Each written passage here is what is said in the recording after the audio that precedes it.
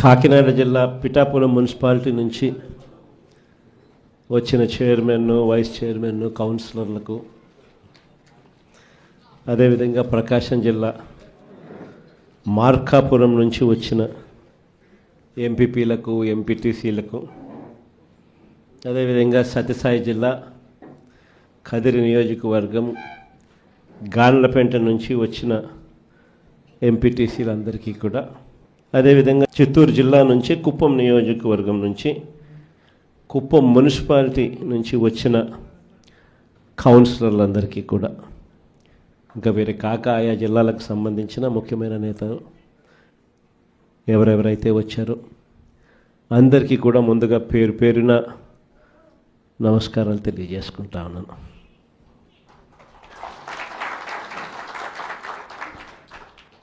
రాష్ట్రంలో ఇవాళ పరిస్థితులు ఎలా ఉన్నాయి అన్న సంగతి నాకన్నా కూడా మీకే బాగా తెలుసు.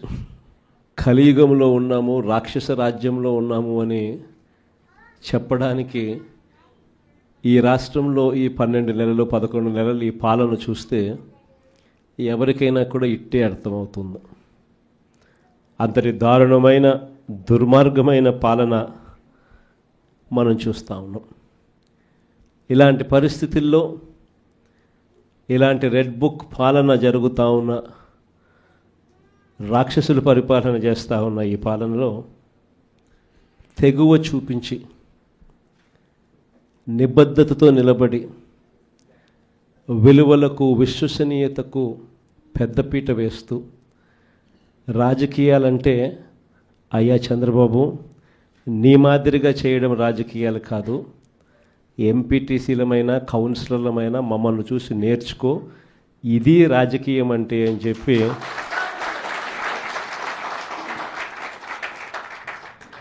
విలువలు, విశ్వసనీయతకు ఇది అద్దం పట్టే రాజకీయము అని చెప్పి చంద్రబాబు నాయుడు గారికి కూడా చూపించే గొప్ప తెగువతో ఇక్కడ ఉన్న కౌన్సిలర్లు కానీ, ఎంపీటీసీలు కానీ అందరూ కూడా గొప్ప తెగువ చూపించారు.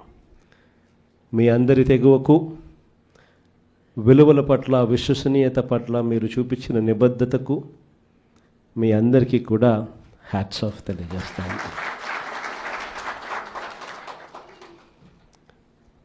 మన రాజకీయాలకు, చంద్రబాబు రాజకీయాలకు మధ్య తేడా ఈ 12 నెలలు ఆయన పాలన చూస్తే చాలా తేడా కనిపిస్తుంది. అసలు రాజకీయాలు అన్నది ఒకవైపున మనల్ని చూసినప్పుడు రాజకీయాలు అటువైపున కనిపిస్తాయి. ఈ 12 నెలలు చంద్రబాబు నాయుడు రాజకీయాలు చూసినప్పుడు రాజకీయాలు ఇటువైపున కనిపిస్తాయి. ఇద్దరి మధ్య తేడా అంత ప్రస్ఫుటంగా కనిపిస్తూ ఉంది. మనమేమో మన రాజకీయ జీవితం అంతా కూడా, మన ప్రస్థానం అంతా కూడా ఎప్పుడూ కూడా ప్రజలు మనకు అధికారం ఇస్తేనే మనం తీసుకున్నాం. దొడ్డిదారిన, వెన్నుపోట్లతోనూ మోసాలు చేసి ఏ రోజు కూడా మనం రాజకీయాలు చేయలేదు. మరోవైపున చంద్రబాబు నాయుడు చూస్తే ఆయన ప్రస్థానం అంతా కూడా స్టార్టింగే వెన్నుపోట్లతోనే స్టార్టింగ్.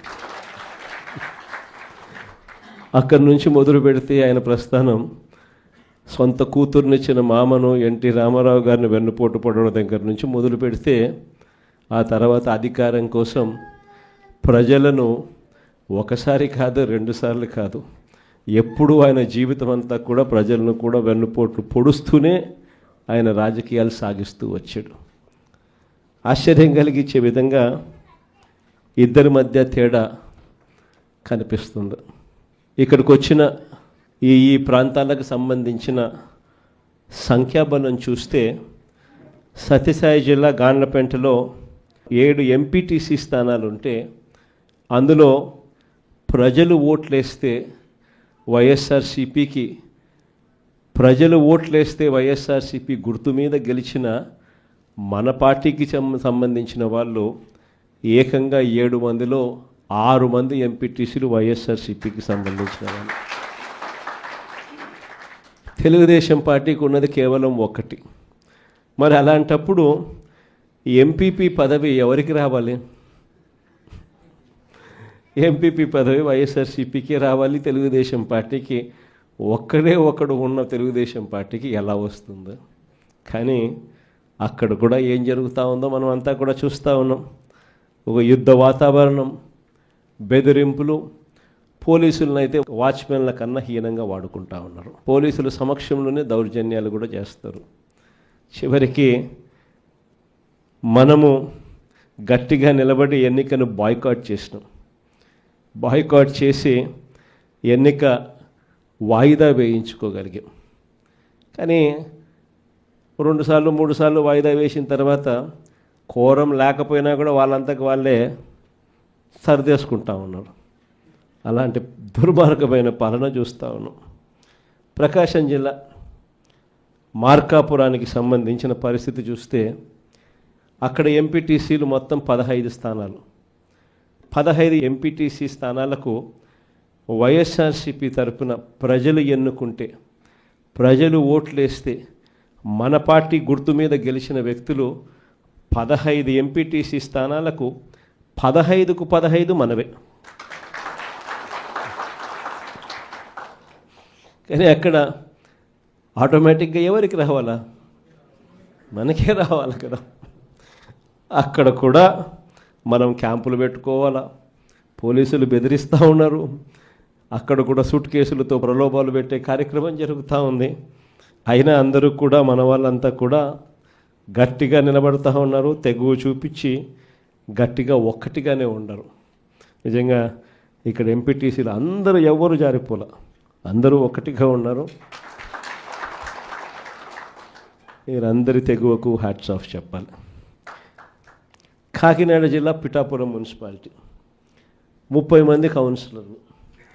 30 మంది కౌన్సిలర్లు ఉన్న ఈ పిఠాపురం మున్సిపాలిటీలో వైఎస్ఆర్ కాంగ్రెస్ పార్టీకి ప్రజలు ఓట్లేస్తే వైఎస్ఆర్ కాంగ్రెస్ పార్టీ గుర్తు మీద గెలిచిన అభ్యర్థులు ఏకంగా 26 మంది. సో 30 మందిలో 26 మంది ఒకే ఒక పార్టీ ఒక తరపున ఉంటే మరి అక్కడ గెలవాల్సింది ఎవరు? వైఎస్ఆర్సీపీ వాళ్ళే కదా.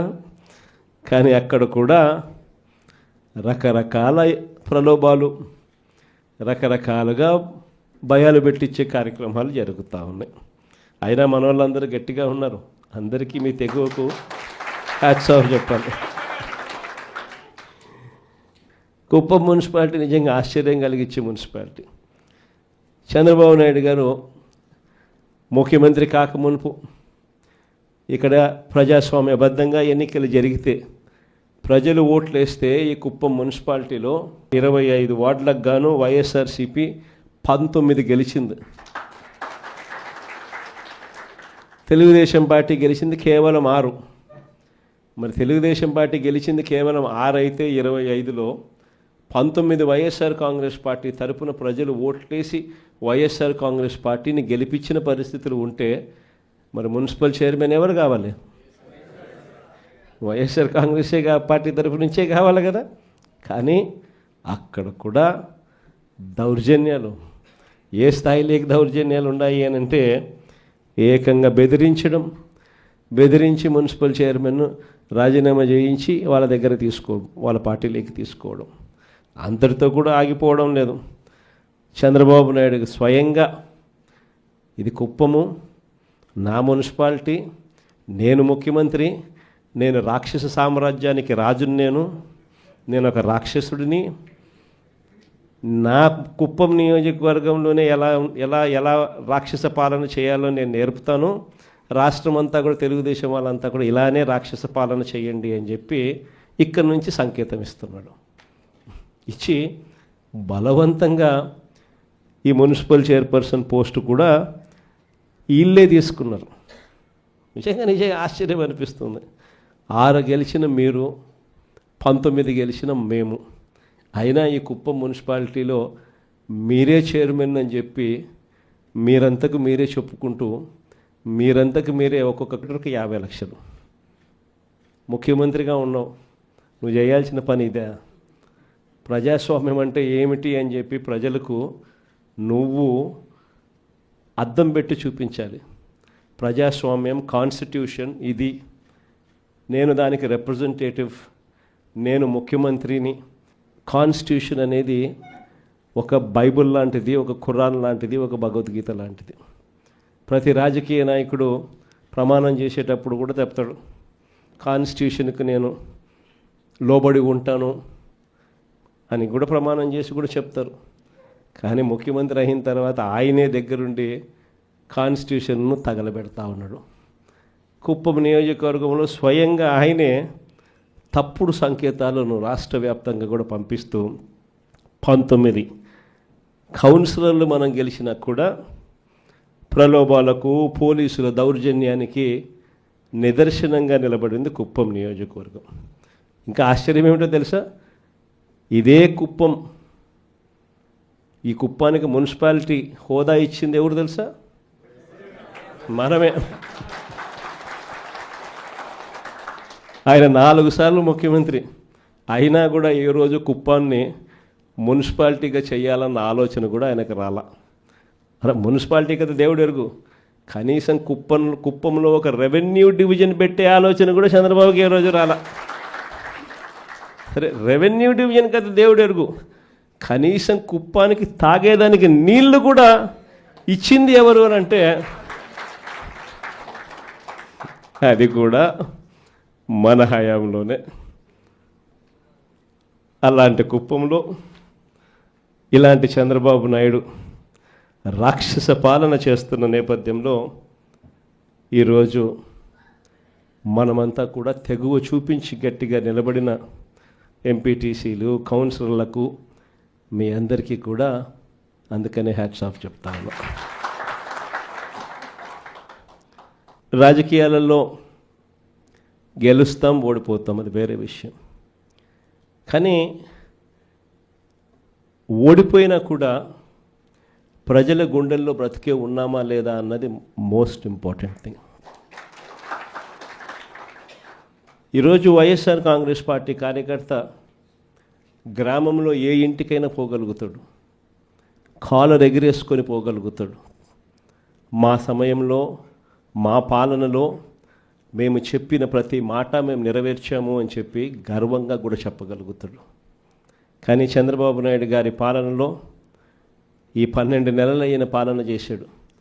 ఈరోజు చంద్రబాబు నాయుడు గారికి సంబంధించిన కార్యకర్త, ఏ కార్యకర్త అయినా సరే గ్రామాల్లోకి వెళ్ళి ఏ ఇంటికైనా వెళ్ళి గర్వంగా, సగర్వంగా వాళ్ళ దీవెనలు, ఆశీస్సులు పొందగలుగుతాడా అని అడుగుతా ఉన్నాను నేను.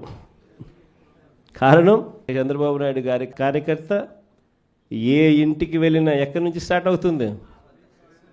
ఈ నుంచి స్టార్ట్ అవుతుంది. ఏ ఇంటికి వెళ్ళినా కూడా చంద్రబాబు నాయుడు గారి ఫోటో తీసుకొని, కూటమి నేతల ఫోటోలు తీసుకొని, ఏ కార్యకర్తలైనా కూడా ప్రజల ఇళ్ళకు పోతే ఇక్కడి నుంచి చిన్నపిల్లడు మొదలు పెడతాడు, నా 15,000 ఏమైందయ్యా అని. 12 నెలలు అయిపోయింది, నా 15,000 ఏమైంది అని అంటాడు. అంతటితో ఆగదు. దాని తర్వాత వాళ్ళ అమ్మ బయటకు వస్తుంది, వాళ్ళ చిన్నమ్మ బయటకు వస్తుంది. వాళ్ళు ఏమంటారు? నా 18,000 ఏమైంది అని అంటారు. అంతటితో కూడా సరిపోదు. దాని తర్వాత ఆ అమ్మల వాళ్ళ అమ్మలు బయటకు వస్తారు, ఆ అమ్మల వాళ్ళ అత్తలు బయటకు వస్తారు. వాళ్ళు వచ్చి వాళ్ళు ఏమంటారు? మాకు 50 ఏళ్ళకే 48,000 ఇస్తానన్నావు కదా, మా 48,000 సంగతి ఏంది అని అంటారు. అంతటితో కూడా ఆగిపోదు. 20 ఏళ్ళ పిల్లోడు బయటకు వస్తాడు, 20 ఏళ్ళ పిల్లోడు బయటకు వస్తాడు. వచ్చి 20, 25 ఉన్న పిల్లోడు బయటకు వస్తాడు. వచ్చినప్పుడు ఏమంటారు? నా 36,000 ఏంది, నా నిరుద్యోగ భృతి ఇస్తానన్నాను, 36,000 పరిస్థితి ఏంది అని అంటాడు. అంతటితో కూడా ఆగిపోదు. ఆ ఇంట్లో నుంచి రైతన్న బయటకు వస్తాడు. వచ్చి నా 26,000 సంగతి ఏంది అని అంటాడు. చంద్రబాబు నాయుడు గారి పాలన చూస్తే సూపర్ 6, సూపర్ 7లో గాలికి ఎగిరిపోయాయి. చివరికి ఇంతకుముందు ఎవరు అన్నారు అక్కడి నుంచి ఫ్రీ బస్ అని, చివరికి చిన్న చిన్న హామీలైనా కూడా, చిన్న చిన్న హామీలైన ఉచిత బస్సులు లాంటివి కూడా ఏదో నువ్వు వచ్చావు, నువ్వేదో ఇస్తానన్నావు, ఏదో మా పులివెందుల నుంచి విశాఖపట్నం పోయి అట్లా పోయి విశాఖపట్నం చూసుకొని వద్దామని చెప్పి మేమంతా అనుకున్నాం, ఏమైందయ్యా అని చెప్పి అడే పరిస్థితిలో ఉన్నారు. మా కడప నుంచి కూడా విశాఖపట్నం, విజయవాడ నుంచి కూడా అట్లా విశాఖపట్నం పోయి, లేకపోతే మా కర్నూలు నుంచి అమరావతికి పోయి అమరావతి చూసుకొని వద్దాం అనుకున్నాం. పొద్దున పోయి సాయంత్రానికి వద్దాం అనుకున్నాం. ఆ బస్సు కూడా ఏమైంది అని అడిగే పరిస్థితి. సూపర్ 6లు సూపర్ 7లు గాలికి ఎగిరిపోయాయి. గాలికి ఎగిరిపోవడం ఒక ఎత్తు అయితే, అన్నిటికన్నా దారుణమైంది ఏమిటో తెలుసా? చంద్రబాబు నాయుడు గారు రాక మునుపు వరకు ప్రతి ఇంట్లో, ప్రతి మహిళ, ప్రతి రైతన్న, ప్రతి చిన్నపిల్లాడు, ఇంట్లో ఉన్న ప్రతి ఒక్కరూ 4,000 నోట్లోకి ఆనందంగా పోతూ ఉన్నాయి. చంద్రబాబు నాయుడు గారు ముఖ్యమంత్రి అయ్యాడు, అంతే, కంచాన్ని లాగేశాడు. చంద్రబాబు నాయుడు గారు ముఖ్యమంత్రి అయిన తర్వాత మన ప్రభుత్వంలో అమలవుతా ఉన్న అన్ని పథకాలను రద్దు చేసినాడు. రద్దు చేయడం ఒక ఎత్తు, చేసిన తర్వాత ఈయన చేస్తానని చెప్పిన హామీలన్నీ కూడా పూర్తిగా మోసంగా మార్చేసాడు. కానీ ఎన్నికలకు ముందు ఈమె పెద్ద మనిషి ఏమన్నాడు? జగన్ ఇస్తాడనేటివన్నీ కొనసాగుతాయి. కొనసాగించడమే కాకుండా అధికంగా నేను ఇస్తాను అని చెప్పి ఎన్నికలప్పుడు ఈయన మాట్లాడిన మాటలు ఇవన్నీ కూడా ప్రజలకు, ప్రతి ఇంట్లో కూడా చంద్రబాబు నాయుడు ఇచ్చిన మేనిఫెస్టోని పెట్టుకొని ఉండరు. చంద్రబాబు నాయుడు ఇచ్చిన బాండ్లు కూడా ప్రతి ఇంట్లో కూడా పెట్టుకొని ఉండరు. ఎవడైనా తెలుగుదేశం కార్యకర్త కనిపిస్తే ఇంటికి వచ్చి ఏమైనా అడిగితే అడగాలని అందరూ సిద్ధంగా ఉండరు. కాబట్టి ఏ తెలుగుదేశం కార్యకర్త కూడా ప్రజల దగ్గరికి వెళ్ళి వాళ్ళ ఆశీస్సులు ఇవ్వమని చెప్పి కోరే పరిస్థితి ఒక్కడికి కూడా లేదు. ఇది తెలుగుదేశం పార్టీ పరిస్థితి. మరోవైపున గ్రామాలలో చూస్తే అన్యాయమైన పరిస్థితులు కనిపిస్తాయి. స్కూళ్ళు పూర్తిగా కూడా నాడు నేడు కార్యక్రమాలు ఆగిపోయాయి. స్కూళ్ళల్లో గోరుముద్ద అనే పథకం నాణ్యత లేకుండా తయారైపోయింది. స్కూళ్ళల్లో ఇంగ్లీష్ మీడియం పక్కకెళ్ళిపోయింది. 3వ తరగతి నుంచే టోఫుల్ క్లాసులు పెట్టి, పీరియడ్గా పెట్టి చదువులు నేర్పించే పరిస్థితిని ఆ టోఫుల్ పీరియడే తీసేసినారు. నాడు నేడు ఆగిపోయింది. 8వ తరగతికి వచ్చేసరికి ప్రతి పిల్లాడి చేతికి ట్యాబులు ఇచ్చి చదువులు చెప్పిస్తూ ఉన్న మన హయాంలో ఉన్న చదువులు పూర్తిగా అటకెక్కిచ్చేశారు. ఈరోజు గవర్నమెంట్ బడికి పోవాలి అని అంటే మన హయాంలో నో వేకెన్సీ బోర్డులో ఉన్న గవర్నమెంట్ స్కూళ్ళు చంద్రబాబు నాయుడు గారి హయాంలోకి వచ్చేసరికి ఈరోజు గవర్నమెంట్ బడా వద్దబ్బా అనే పరిస్థితిలోకి ప్రజలు వెళ్ళిపోయే పరిస్థితి కనిపించారు. అంతకన్నా దారుణం ఏమిటంటే ఆ ఇంజనీరింగ్ డిగ్రీలు చదువుతూ ఉన్న పిల్లలు, ఆ పిల్లలకు ఫీజు రీయింబర్స్మెంట్ ఇవ్వాలి. వాళ్ళందరూ కూడా పేదరికం నుంచి బయటికి పడాలా అని అంటే వాళ్ళకు ఇవ్వాల్సింది విద్య. ప్రతి ఒక్కడు, ప్రతి కుటుంబం నుంచి ఒకడు ఇంజనీరో, ఒక డాక్టరో, ఒక పెద్ద పెద్ద చదువులు చదవగలిగితే ఆ కుటుంబం ఏ రోజుకైనా పేదరికం నుంచి బయటకు వస్తుంది. అలాంటి గొప్ప పరిస్థితులు రావాలి అని చెప్పి విద్యా దీవెన, వసతి దీవెన అని చెప్పి మన ప్రభుత్వ హయాంలో పూర్తి ఫీజులు కట్టిస్తూ, మరోవైపున బోర్డింగ్ లాడ్జింగ్ ఖర్చుల కోసం కూడా వసతి దీవెన పేరుతో వారి చేతుల్లో డబ్బులు పెడుతూ ప్రతి 3 నెలలు అయిపోయిన వెంటనే, ప్రతి క్వార్టర్ అయిపోయిన వెంటనే వాళ్లకు, ఆ తల్లులకు, ఆ పిల్లలకు వాళ్ళ చేతుల్లో విద్యా దీవెన, వసతి దీవెన డబ్బులు పెడుతూ గొప్పగా చదివించే కార్యక్రమం మనం చేస్తే ఈరోజు పరిస్థితి ఏంటంటే ఆ పిల్లలందరూ కూడా ఫీజులు కట్టలేక చదువులు మానేస్తూ ఉన్న పరిస్థితులు. విద్యా దీవెన, వసతి దీవెన గాలికి వెళ్ళిపోయింది చంద్రబాబు నాయుడు గారి పుణ్యాన.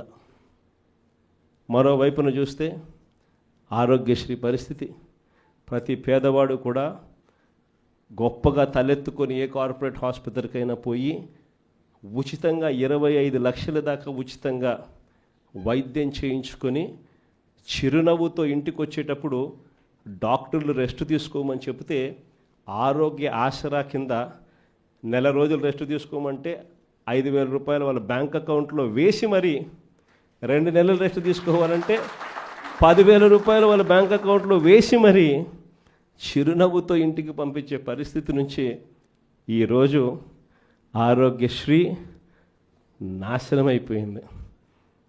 ఈయన వచ్చి 11 నెలలు అయిపోయింది. నెలకు 300 కోట్లు అవుతుంది ఆరోగ్యశ్రీ నడపాలంటే. 300 ఇంటూ దాదాపుగా 12 నెలలు 3,500 కోట్లు బకాయిలే. ఇవాళ ఆరోగ్య ఆశ్రాకు మామూలుగా సంవత్సరానికి 450 కోట్లు అవుతుంది. ఇవాళ డాక్టర్లు అందరూ, హాస్పిటల్స్ అందరూ ఆరోగ్యశ్రీ పేషెంట్ వస్తే మేము వైద్యం చేయము అని చెప్పి బోర్డు ఎత్తేసారు. అని ఇవాళ బోర్డు తిప్పేశారు. ఇవాళ ఏ పేదవాడికైనా కూడా ఆరోగ్యం బాగోలేకపోతే అప్పుల పాలైతే తప్పనిచ్చి వైద్యం అందని పరిస్థితిలో ఆ పేదవాడు ఉన్నాడు. మరోవైపున వ్యవసాయం,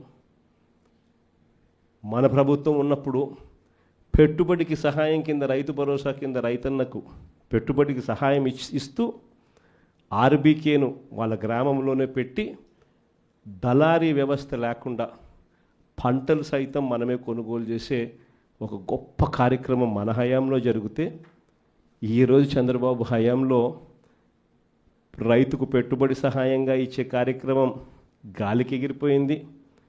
ఆయన ఇస్తానన్నది మోసంగా మిగిలిపోయింది. మన హయాంలో రైతులకు ఉచిత పంటల బీమా అందే కార్యక్రమం మన హయాంలో ఉంటే, ఈరోజు రైతన్నలకు ఇన్సూరెన్స్ కట్టుకునే పరిస్థితి కూడా లేకుండా రైతన్నకు తయారు చేశాడు. ఆర్బీకేలు నీరు గారిపోయాయి. ఈ క్రాపింగ్ అనేది కనపడకుండా పోయింది. మొత్తానికి రైతన్న పంట పండిస్తే రైతన్న పరిస్థితి ఈరోజు ఎలా ఉంది అని అంటే, రైతన్నకు ఏ పంటకు కూడా ఈరోజు గిట్టుబాటు ధర లేని పరిస్థితిలో ఈరోజు రైతన్న ఉన్నాడు. ఒక్క పంటకు కూడా ధాన్యం కానీ, మిర్చి కానీ, పత్తి కానీ, కందులు కానీ, పెసలు కానీ, మినుములు కానీ, శనగ కానీ, జొన్న కానీ, చీనీ కానీ, అరటి కానీ, కోకో కానీ, పామాయిల్ కానీ, ఏ పంటకు ఈరోజు గిట్టుబాటు ధరలు లేవు. రైతు ఈరోజు అమ్ముకోవాలంటే దళారీలు పాలైపోయిన పరిస్థితి ఈరోజు రైతు పరిస్థితి. ఇలా ఈరోజు చూస్తే ఇంతటి దారుణమైన పాలన ఒకవైపున జరుగుతూ మరోవైపున స్కాముల మీద స్కాములు, కరప్షన్ అంటే విచ్చలవిడి కరప్షన్ జరుగుతూ ఉంది. ఈరోజు ఇసుకే మన హయాంలో గవర్నమెంట్కి డబ్బులు వచ్చేటివి సంవత్సరానికి 750 కోట్లు. ఈరోజు గవర్నమెంట్కు ఇసుకలో రూపాయి డబ్బు రావడంలా, కానీ రేట్లు చూస్తే మన హయాంలో కన్నా డబల్ రేట్లకు అమ్ముతున్నారు. ఇసుక మాఫియా, మట్టి మాఫియా, మద్యం, మన హయాంలో మనం మద్యం అమ్మకాలు తగ్గించేదానికోసం మనం చర్యలు తీసుకుంటే, ఆరోగ్యం బాగుపడాలి, ప్రజల ఆరోగ్యం బాగుపడాలి అని మనం చర్యలు తీసుకుంటే, ఈరోజు గ్రామంలో గుడి చివర, వీధి చివర, బడి చివర ఎక్కడ చూసినా బెల్ట్ షాపులే. ప్రతి బెల్ట్ షాప్లోనూ కూడా ఎంఆర్పి కన్నా 20 రూపాయలు 30 రూపాయలు ఎక్కువ రేటుకి అమ్ముతూ ఉన్నారు. ఏమంటే మీ ఊర్లోకి తెచ్చి అమ్ముతున్నాం కదా అంటున్నారు. ఎక్కడ చూసినా మాఫియాలే. ఈరోజు ఏ నియోజకవర్గంలో ఏ పని జరగాలన్నా, మైన్స్ నడపాలన్నా, ఫ్యాక్టరీ నడపాలన్నా ఎమ్మెల్యేకి రావాలా, ఎమ్మెల్యేని కలవాలా, ఎమ్మెల్యేకి అంతో ఇంతో ఇవ్వాలా, ఎమ్మెల్యే ముఖ్యమంత్రికి అంతో ఇంతో ఇవ్వాలా. పంచుకో, దోచుకో, తినుకో. రాష్ట్రమంతా ఇదే జరుగుతూ ఉంది. విశాఖపట్నం లాంటి పెద్ద నగరాల్లో ఏం చేస్తూ ఉన్నారు? రూపాయికి ఇడ్లీ వస్తుందో లేదో నాకు తెలియదు, కానీ రూపాయికి చంద్రబాబు నాయుడు గారి హయాంలో తన బినామీలకు మాత్రం 3,000 కోట్ల రూపాయల భూములు మాత్రం ఇస్తారు. రూపాయి పెట్టుబడి పెడితే 3,000 కోట్ల భూములు. ఊరు పేరు లేని ఉర్సా అంట. ఇంకొక కంపెనీ లూలు అంట. లూలులు, లిల్లీలు. ఈ కంపెనీలకు మరో 1,500 నుంచి 2,000 కోట్లు విలువ చేసే భూమి విశాఖపట్నంలో వాళ్ళకు కూడా దారాదత్తం. ఈ మాదిరిగా ఇష్టానుసారంగా లంచాలు తీసుకోవడం, నాకింత నీకింత అని పంచుకునే కార్యక్రమం జరుగుతూ ఉంది. మొట్టమొదటిసారిగా మొబిలైజేషన్ అడ్వాన్స్ అనేది మనం తీసేస్తే, మొబిలైజేషన్ అడ్వాన్స్ ఈయన అదే పనిగా తీసుకొచ్చినాడు. మనం రివర్స్ టెండరింగ్ మనం తెస్తే ఈయన రివర్స్ టెండరింగ్ క్యాన్సిల్ చేసినాడు. మనం జ్యుడిషియల్ ప్రివ్యూని మనం తీసుకొస్తే జ్యుడిషియల్ ప్రివ్యూని ఈయన క్యాన్సిల్ చేసినాడు. చేసి కాంట్రాక్టర్లు రింగ్ ఫామ్ అవుతున్నారు, ఇష్టం వచ్చిన రేట్లను పెంచేస్తున్నారు, పెంచిన రేట్లకు వేస్తున్నారు. వేస్తానే ఈయన మొబిలైజేషన్ అడ్వాన్స్ 10% ఇస్తాడు, 8% వాళ్ళు చంద్రబాబు నాయుడుకి వెనక్కిస్తున్నారు. డబ్బు ఈయన వాళ్ళకేయడం, ఈయన మొబిలైజేషన్ అడ్వాన్స్ కింద 10% వాళ్ళకి ఇస్తే ఈయన 8% తిరిగి వెనక్కిస్తున్నారు ఈయన జోబిలీకి. విడిగా కరప్షన్. మరోవైపున చూస్తే రెడ్ బుక్ రాజ్యాంగం. ఏం చెప్పాల్సిన పనులు. రెడ్ బుక్ రాజ్యాంగం గురించి నాకన్నా మీకే బాగా తెలుసు. ఏ రకంగా పోలీసులను వాచ్మెన్ల కన్నా దారుణంగా వాడుకుంటూ ఏ రకంగా రెడ్ బుక్ రాజ్యాంగం నడిపిస్తూ ఉన్నారు. ఇంతటి దారుణమైన పాలన సాగిస్తూ ఉన్నప్పుడు ఇలాంటి దుర్మార్గం ఎక్కువ రోజు నిలబడదు. ఈరోజు ఒకటే మీ అందరికీ కూడా చెప్తా ఉన్నా, ఇంతకుముందు హయాంలో మన హయాంలో బహుశా కార్యకర్తలకు నేను అనుకున్న మేరకు నేను చేయలేకపోయి ఉండొచ్చు. ఎందుకంటే నేను వస్తూనే కోవిడ్ వచ్చింది. జూన్లో ప్రమాణ స్వీకారం మనం చేసాం. మార్చి కల్లా కోవిడ్ లాంటి మహమ్మారిని ఎదుర్కోవాల్సి వచ్చింది. ఇంతకుముందు ఎప్పుడూ కూడా ఊహించలేదు, ఇంతకుముందు ఎప్పుడూ కూడా చూడలేదు. రాష్ట్రంలో అయితే నాకు ఊహ తెలిసినంత వరకు నా వయసులో ఇలాంటి పరిస్థితులు కూడా ఉంటాయి, ఇలాంటి సమస్యలు కూడా రాగలుగుతాయని కూడా బహుశా ఎవరికి కూడా తట్టిండదు.